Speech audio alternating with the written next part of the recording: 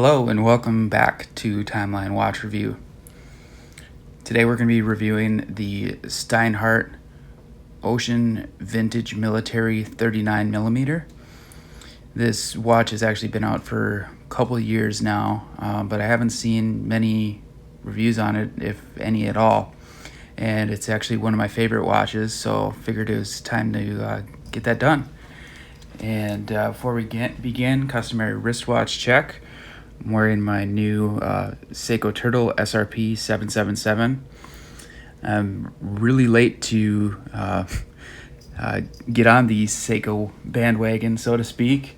Kind of started that I bought my wife a Seiko for her birthday, and was actually pretty impressed with it. And I had always kind of written off the Turtle as being too big, but just for the fun of it, I decided to try one on, and I was really impressed with how it wears. And still in the honeymoon period, but I'm just loving it, and kind of starting to get a thing for vintage Seikos. And I mean, you can probably guess that from my last video that I have the the homage to the 62 MAS and SLA 017, but I've really been digging the like the 6159 and the 6105, the 8000, not the more popular Apocalypse Now one. So anyway, let's get to it. So this is the Ocean Vintage Military 39. I'll be calling it the OVM 39. This is from Steinhart. And so the case dimensions, the case, as the name states, is 39 millimeters wide. The lug to lug is 47 millimeters. The case thickness is 14 millimeters. The lug width is 20 millimeters.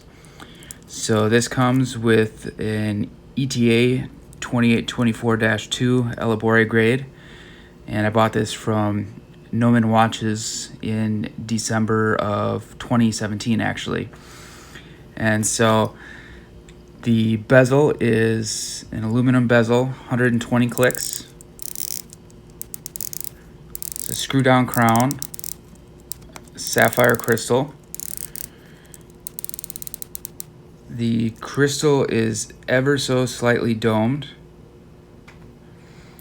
and believe there's AR on it. I think it's a clear AR coating.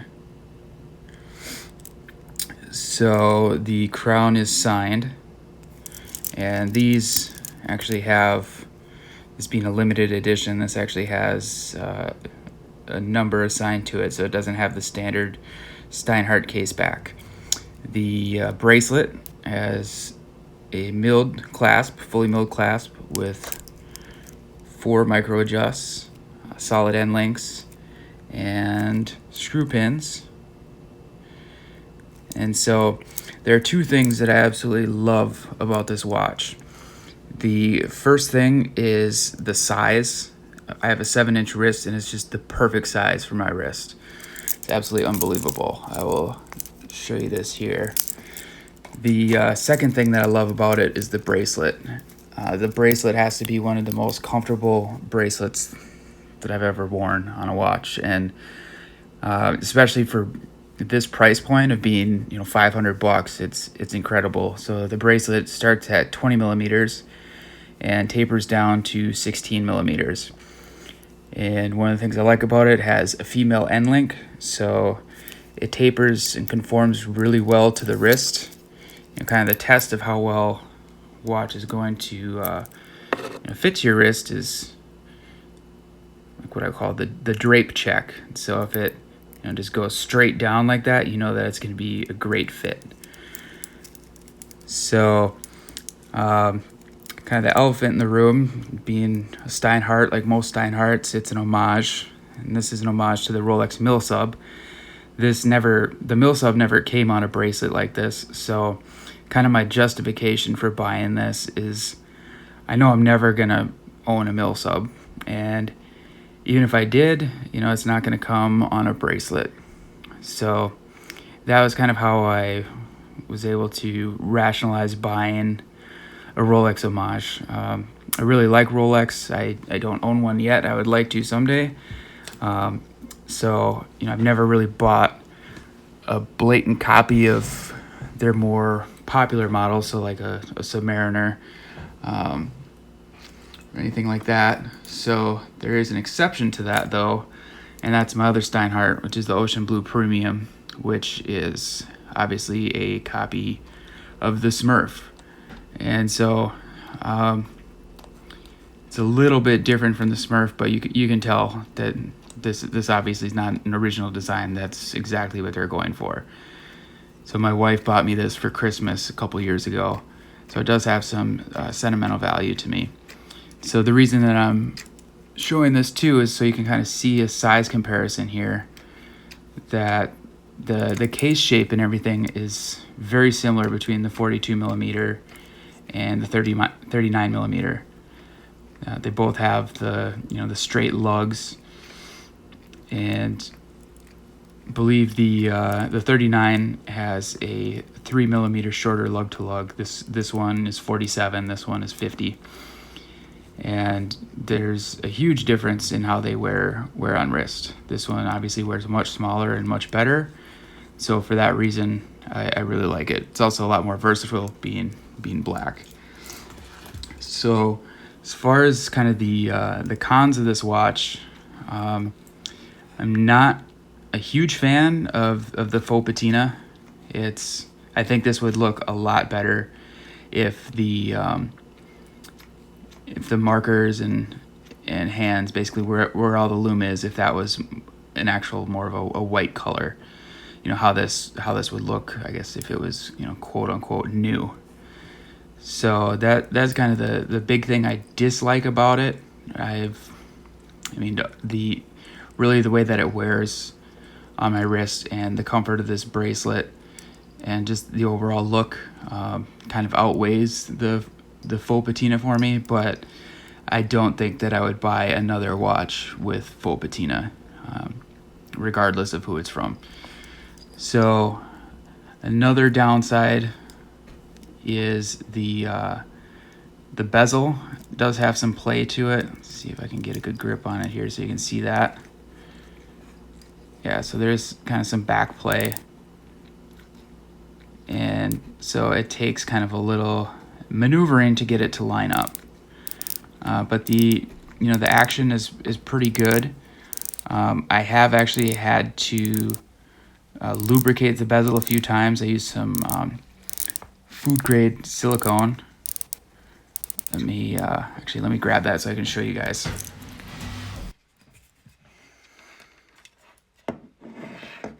So this is what I use on my watches if the bezel kind of sticks, and I found that it works really well. You just spray some on the bezel and then wipe it off. I picked this up at the hardware store.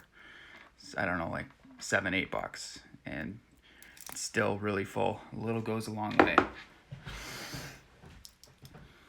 So yeah, that's really kind of it in a nutshell. This, as you can see, this is a couple years old.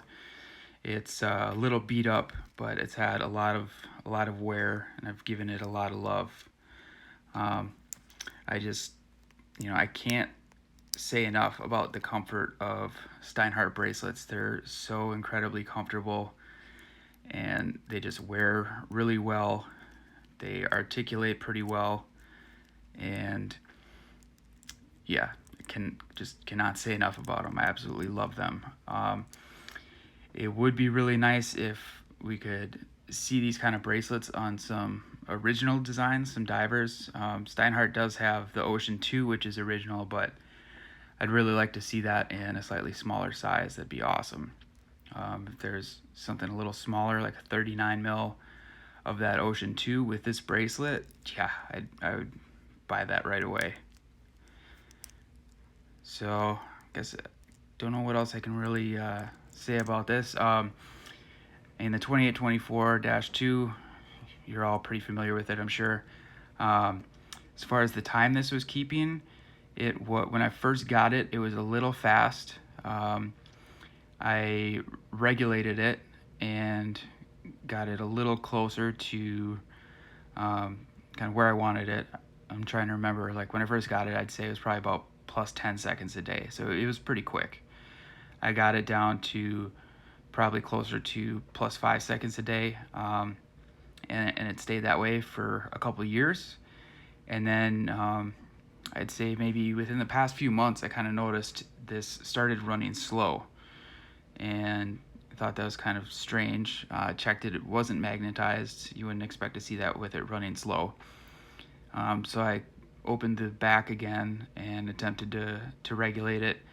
And I'm happy to report now that this thing is pretty much like on the nose. This is running to within probably plus 1 second a day, if that. It's really impressive. I've noticed that sometimes it would slow down a tiny bit, like if I wore it to bed. I assume it was probably in like a dial up type position. Did notice that it will gain time if I put it dial down, and so really that's all I've been doing as far as messing with the time. I haven't had to actually reset it with the crown. If it does get slow when I'm sleeping, I can just set it dial down the next night, and it's back where it needs to be. It's pretty great. So you can get some really good accuracy with the ETA 2824. I have several other watches using that same movement, and they're not in that same accuracy range. I'd say they all run a little bit fast. So yeah, I mean, overall, I'm really happy with this watch. Steinhart has another kind of limited edition watch through Gnomon Watches that's like this, but it has kind of like a Rolex Explorer dial and also the faux patina, unfortunately. But yeah, I mean, just the Ocean 39 in general, I think it's a really great, comfortable watch. It wears really well. So if you're okay with an homage, or even if you're looking for an homage, I mean, this is where where I would spend my money. So I have a 7-inch wrist, and I mean, this is how it wears on my wrist. I think it looks really great. I could wear slightly larger watches, and I do, but I mean, this thing just looks great to me. Yeah, I cannot say enough good things about it. I'm really happy with this watch, and yeah, this just kind of, wearing this just made me fall in love with divers even that much more. And it kind of made me want to look for smaller divers, or even some vintage divers, because it's really kind of hard to find something in this sweet spot. Everything seems to be kind of large. So been kind of keeping my eye open for other things. I've seen there's the Mayan that's 38 millimeters, the Rado Captain Cook. Tried that on. That definitely wears a little smaller than this, but also looks great. So another watch that kind of falls into this size is the Oris 40 millimeter, and I'd really like to give that one a try. I've got an AD close by here. I just haven't made the drive to see if they have that particular one in stock, but yeah, I don't really think there's a whole lot more to say. I'd love to hear your feedback in the comments. Don't forget to like and subscribe to this video, and talk to you next time.